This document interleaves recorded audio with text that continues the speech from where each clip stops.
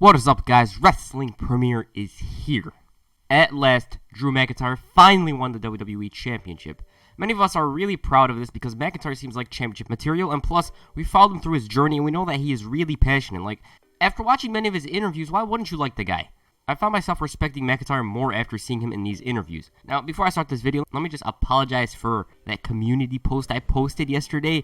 I spoiled the event for some of you guys, and I didn't notice that until earlier today, and I realized that I screwed up. Now, I can't really salvage it, but I apologize for it, and it won't happen again in the future. That stuff will be left to Twitter and stuff like that, but not for YouTube, because some of you guys go on it during the pay-per-view, and I basically spoiled the damn thing, so I apologize. I'm sorry for it. Now, I was originally going to take a break this week. I was like, I'm going to take a break after WrestleMania, but I realized that I got to put out more content in this time than I previously did. So, for right now, I'm not going to take a break or anything like that. That won't be until probably SummerSlam time or sometime when everything feels and is better. So, I'm here every 2 days, always, for the foreseeable future. In this video, I cover Drew McIntyre's rise from NXT all the way to WrestleMania 36. If he didn't win the title, then this would have just been his NXT run. And trust me, I was kind of worried about that. So, right now, if you haven't watched the previous videos about McIntyre, then I implore you to do so. You'll be missing out on a lot. The Chosen One run, the 3MB, his run outside WWE where he made himself a star. You gotta check them out if you haven't. Now that we got that out of the way, let's start off where we left off. April 12th, 2017. On that night, Drew McIntyre, after 3 years, returned to a WWE ring. This was long overdue, and upon his return, he was a different man. Gone were the days of 3MB. Gone were the days of the Chosen One. Now, he was his own man. He was set to fulfill the potential everyone saw in him. He was hell-bent on proving everyone wrong, that he is a star. He was done thinking of himself as the future. He is the now. Now, one thing that was different was his theme song. In his first run, he had Broken Dreams as his theme song, and personally, while I would have loved for the theme song to return, I feel like his current song fits him well. Broken Dreams feels like a thing from the past. As a matter of fact, here's McIntyre's opinion on the theme song debacle. And I quote, "I keep seeing this Broken Dreams thing every day for years. I've seen this on social media, and people ask me on the street. It doesn't work for my character. Now, I love the song too, but it's a little too slow. The lyrics kind of match my story, so it's kind of interesting. So I think WrestleMania would be a really cool place for it, and it would be cool that the crowd would probably know the words for it. I assume everyone knows every single word because you tweet me so often about it, so yeah. Broken Dreams at Mania would be awesome." Anyways, McIntyre returned on the April 12, 2017 episode of NXT. The name popped up on the screen and Full Sail were ecstatic. Drew McIntyre emerged victorious. After the match, McIntyre said he's built up a reputation and he could have signed with any company in the world. He said that he didn't want to be anywhere else other than NXT. From there, McIntyre continued to gain momentum, beating the likes of Wesley Blake, Andrade, and on the July 19th episode, he beat Killian Dane to become the #1 contender to the NXT Championship. Which reminds me, Bobby Roode was the champion. Damn, this feels so long ago, yet it's so recent. Like, just look at him. I wonder if Roode would have became a star had he been booked like NXT booked him. Anyways, the next week Drew came out and he cut a promo about TakeOver. He said that he wasn't the same man previously. It was a chosen one, and during that time he expected many opportunities to be handed to him. Once he was gone from WWE, he realized he has to wake up and become the hardest worker in the room. But once he did that, he was the hardest worker in the damn world. McIntyre added that he signed with NXT because the men and women pushed each other to become the best. Everyone on the roster walks side by side as equals, except Bobby Roode. McIntyre said that he sees entitlement in Roode's eyes and he isn't entitled to anything because this is the fans' NXT. Everyone in the crowd stood up and McIntyre shouted, "We are NXT." Damn, he was fired up, and obviously some of this came from a real place. He was complacent in his first run. This is what he says. He didn't blame management. He's like, alright, I'm going to go out there and prove that I am the chosen one, and that's what he did. That's why I respect McIntyre even more. He didn't blame management for his stuff. He was like, I'm going to become a better star. On the August 9, 2017 episode of NXT, both Bobby Roode and Drew McIntyre stood in the middle of the ring. Roode welcomed Drew back into the WWE, and he said that he is entitled to everything he's gotten in NXT, and unlike Drew, he doesn't need a second chance. Roode said that this is his NXT, not Drew's, not we, the fans, but it's for me. Bobby Roode added that he didn't need to be called the chosen one because everyone knows that Roode is simply the one. McIntyre replied to this, praising Roode, but then he called him an ass. He said that he started to pity Roode because of the fact that he believes everything that comes out of his own mouth, and the higher Roode puts himself above everyone, the sooner it's going to be when McIntyre, himself, claymores Roode back down to earth. Come Brooklyn, after the glorious entrance, after all the flamboyance ends, Roode is going to stare at the new NXT champion. Right after this, Roderick Strong came out and he had an issue with Rude. Strong said that this is about a fight, and then demanded that Rude fight him, and the champ shut him up and he took off his suit. He teased a title match before making Roddy face Drew in a matchup. If Roddy wins, then he gets his title match, and Drew liked this idea, and after some convincing from Regal, the match was made. Drew McIntyre versus Roderick Strong. After Roddy Strong wins, then he faces Rude for the NXT title after TakeOver. So Drew and Rude are going to face off at NXT TakeOver, but if Roddy wins, he faces Rude after TakeOver. Anyways, that match was awesome. Strong always delivers. Like, I personally think he's at the top in WWE for wrestling, but other than that, he's lacking a lot. I don't think much of him outside the Undisputed Era and outside the ring, but when the bell rings, he's tremendous. He might be the best in-ring performer in WWE, but the fact that he doesn't have mic skills or charisma hurts him. He does have a bit of it, and from the looks of it, he's this generation's Dean Malenko. Despite this, Strong's one of my favorites. Like, those damn backbreakers are rough, and I just realized I'm talking more about Roderick Strong than about Drew McIntyre. Anyways, that match ended in a no contest after Bobby Roode interfered. At TakeOver Brooklyn, McIntyre marched straight into the Barclays Center with the NYPD Pipes and Drums Band performing his theme song. The match was good, and McIntyre showed that he could main event a show, and this was basically Roode saying goodbye to NXT. In the end, Drew McIntyre emerged victorious after countering Roode's second DDT attempt in a row. Finally, the prophecy's been fulfilled. Well, kind of. Drew McIntyre has captured the NXT Championship. Unfortunately for him, Bobby Fish and Kyle O'Reilly decided to make their presence felt. They stood on the ring apron when Adam Cole came from out of nowhere. He ambushed the new NXT champion and he laid him out with a super kick. This was Adam Cole's debut, and this was basically the forming of the Undisputed Era. You'd think this would lead to a feud between the two, but for some reason it didn't. After TakeOver, Drew McIntyre returned to Full Sail as the new NXT champion, and he cut a promo. The fans chanted, "You deserve it," which kind of lost its meaning. Like, who remembers when Miz shut down the crowd when they chanted it to him? He's like, "You guys chanted to everyone. What does it mean now?" McIntyre said that the bumps and bruises of 17 years have led to this moment. The champ said that holding the title is a whole nother thing compared to winning it. He then put every member of the locker room on notice. This is Drew McIntyre's world now. He challenged anyone to enter this ring, look him in the eye like a man, and challenge him to a matchup. Out came Roderick Strong. Roddy congratulated Drew and told him that title makes him a target. Strong said that he saw everything that happened to Drew at TakeOver and he doesn't care about that.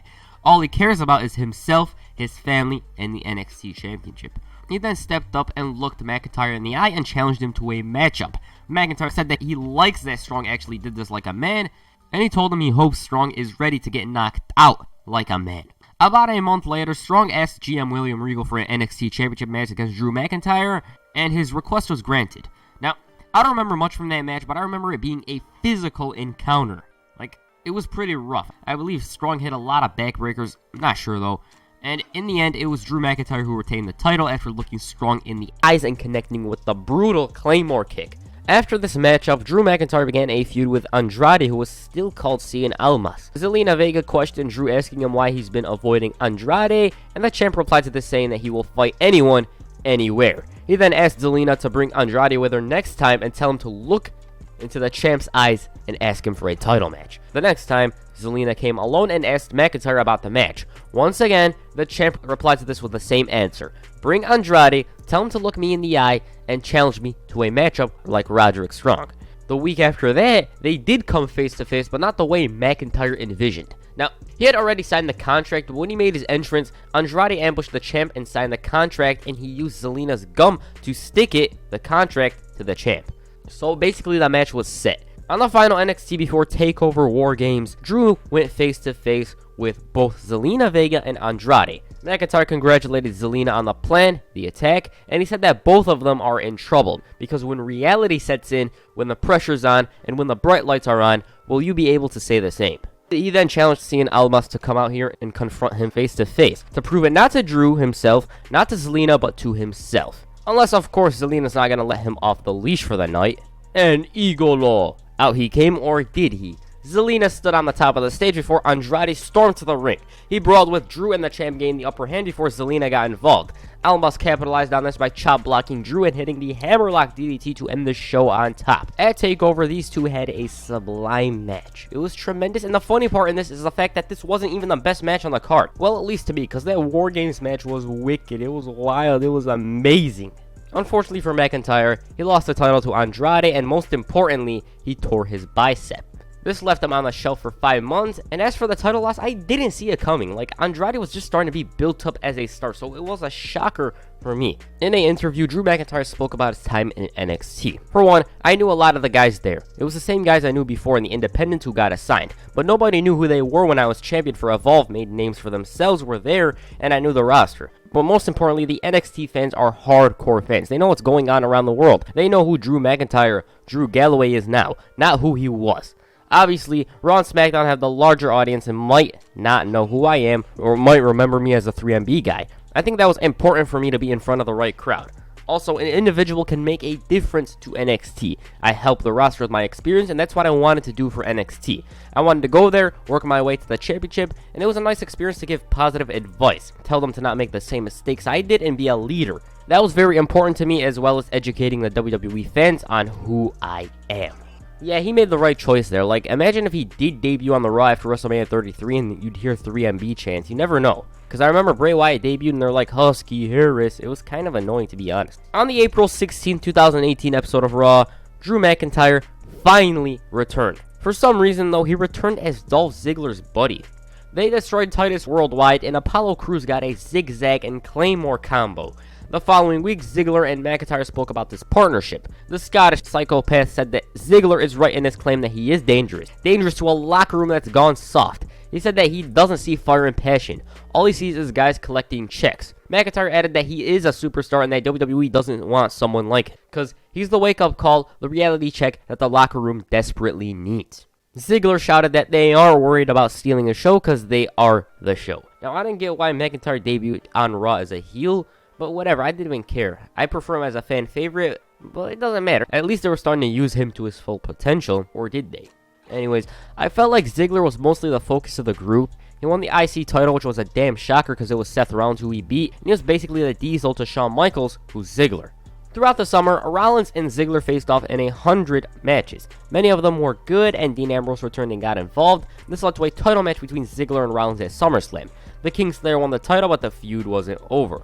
From there, Ziggler and McIntyre formed a small alliance with Braun Strowman to combat the Shield. While Strowman had issues with Reigns, Ziggler and McIntyre had a very fun match against Rollins and Ambrose. It was just really amazing, and I really loved it. It was one of my favorite matches from 2018, and oh yeah, I just realized it was for the Tag Team Championships, which Drew and Dolph won a few weeks earlier. I completely forgot about that. Oh yeah, who remembers when they brawled atop the Hell in a Cell at the end of the night? Like, I loved that moment. That moment where Dean Ambrose was whacking them with kendo sticks. Damn.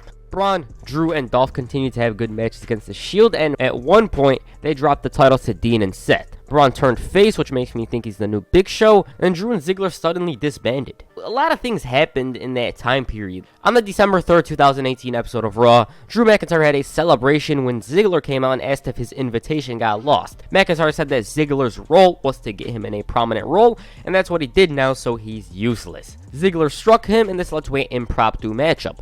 Finn Balor interfered, and he drop-kicked McIntyre into the barricade, which led to Ziggler super-kicking McIntyre for the victory. The feud between both men continued, and on the December 30th episode of Raw, they faced off inside a steel cage. McIntyre hit 2 vicious claymores to emerge victorious in the match and the feud. Following this, the Chosen One continued to feud with the Shield, and he joined Bobby Lashley and Baron Corbin in facing the trio at Fastlane. Oh man, that was one hell of a match. It served as a great way for the Shield to go out originally, and I loved it. It was an enjoyable thing, and I can't wait to make a Shield video in the future. Anyways, McIntyre continued feuding with the trio, and the next night he destroyed Dean Ambrose. He claymored him off a rail. That wasn't it, because 2 weeks later, he obliterated him once again in a last man standing match. Like, he was booked to be a monster. At this point, he was looking to knock down the Shield one by one, and his next opponent was Roman Reigns at WrestleMania. He failed to win that match though, and following the event, McIntyre for some reason became Shane McMahon's lackey. Now at this point, we all know who's going to win the title, we just didn't know when. This alliance lasted for a few months, with the most memorable moments being the moment Mike Rome, the ring announcer, screwing up Shane McMahon's Best in the World introduction, and that entertaining tag team match between Shane and Drew and Roman and The Undertaker. It was so damn fun. Like that moment when McIntyre was looking to Claymore, The Undertaker and Roman Reigns saves them. One of the best moments of 2019. Following Extreme Rules, the alliance between Shane and Drew dissolved, and for some reason, Drew wasn't featured on the SummerSlam card. On Raw, Drew was mostly there up until December. During this time period, he began to turn into a fan favorite. He was starting to become friendly with the fans. He's starting to become more talkative. He's starting to speak more. He's outgoing. He did a Claymore countdown, and he declared his intentions for the Royal Rumble on the first Raw of 2020. In the weeks leading to the Rumble, he beat both Randy Orton and AJ Styles in a triple threat match. He was building momentum, and I personally thought he was the number 2 choice to win the Rumble. I thought it was Roman Reigns that was going to win. At the Royal Rumble, Brock Lesnar left behind him a path of destruction up until number 16. Drew McIntyre entered. Lesnar took off his gloves looking for a fight, but then Ricochet suddenly low-blowed him, and McIntyre hit the Claymore to send the WWE Champion out of the Royal Rumble. He then threw Ricochet out of the Rumble as if he was nothing. He stared down the champ and continued to eliminate competitors as Lesnar slowly exited the ring. Anyways, McIntyre lasted up until the end in the Royal Rumble, and he won the whole thing. He Claymored the hell out of Roman Reigns, and it made for an epic moment. The excitement for this one, it was long overdue, and that's what makes this moment special. He proved that he belonged in the main event, and finally, he was rewarded for it. All those years of hard work, they're paying off right now. The next night on Raw, McIntyre said that he's convinced that this is just a dream. He shouted that he's going to WrestleMania before adding that he's announcing which title holder he's challenging. He chose Brock Lesnar. He said that unlike most of the guys in the back, he isn't afraid of Brock Lesnar, and he knows that he's going to beat him at WrestleMania. After his match with the OC, McIntyre was on the receiving end of a Brock Lesnar F5. The champ showed everyone that he is in control. On the February 24th episode of Raw, Drew McIntyre was interviewed by Charlie Caruso on his road to WrestleMania. She asked him a few questions about NXT and whatnot. He said that the title was promised to him a while ago, and he gave us a look back to his time as the Chosen One. He said that Mr. McMahon called him a future world champion, and since then, that never materialized. He said that he blames himself for what occurred, and he also spoke on his time in NXT where he learned to become a leader. And about the Royal Rumble, he said that ever since he's been 15, he's been hearing that he's got potential, and that's something you can't live on. He came to WWE when he was 21, and once he returned a few years ago, he was 31, so that concerned him. He thought he wasn't going to be the future, but the past, and that's why he was poised to eliminate Lesnar and win the Royal Rumble. The next week, after hearing Paul Heyman call him a hyped-up fraud, McIntyre walked down to the ring where he confronted the champ.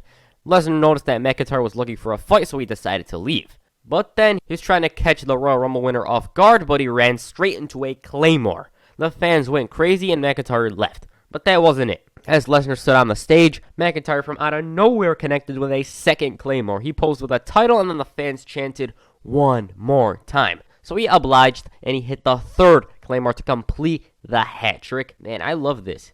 He was kicking Lesnar's ass, and he held the title, and it made me hyped for his matchup at WrestleMania. At WrestleMania, these two finally faced off. It's such a shame that there was no crowd. I was expecting Drew to do the countdown thing and hit the Claymore for the win, but that ultimately didn't happen. In the beginning, Lesnar took the fight to McIntyre, but he ran straight into a Claymore. He kicked out, and from there, he countered a second Claymore to send McIntyre to Suplex City. After a bit, Lesnar hit the F5, but the challenger kicked out at 1. He decided to hit a second F5, but McIntyre kicked out once again, but this time at 2. This pissed Lesnar off, so he went for a third one, but McIntyre kicked out again. At this point, the champ was fuming, and Heyman instructed him to do this all night long. You could do this all night long. At one point, he's not going to kick out. McIntyre countered the fourth F5, and he hit the Claymore. And following that, he hit 2 Claymores in succession to win the WWE Championship. Finally, McIntyre has done it. The prophecy's been fulfilled. McIntyre is champ. To be honest, when he got released in 2014, I didn't know if he was ever going to reach the level he previously did as the Chosen One. But finally, he went beyond that. He proved that he is indeed the Chosen One, and I loved it, but it's such a shame that there was no fans. This moment, it was something that the fans deserved to see. It was a moment that McIntyre deserved. He deserved the fans chanting his name, and it's unfortunate that didn't happen. Now, I hope this doesn't end up like Seth's title reign where he was cheered in the beginning, and by the time he lost the title, he was booed. I just hope they don't turn on him. Is it like when someone holds a title, they book him differently or something? I don't know, but I hope it doesn't end up like Seth Rollins' title reign where the fans turn on him. And that's it for this video. Personally, I loved WrestleMania 36. I wish I could make a video on it, but by the time I upload it, it'd probably be too late, and you guys are probably focused on the Raw after Mania and whatnot. So yeah, I will try to make current content in the future, and it's a must. I gotta find a way to make content on modern day topics like this. Anyways, like I said, I loved WrestleMania. That John Cena and Bray Wyatt match was bizarre. The Boneyard match was probably my favorite, other than the Charlotte and Ripley match. So yeah, that's it for this video. Make sure you hit a Future Shock DDT on the like button and perhaps a Claymore kick on the subscribe button. Peace. I'm out.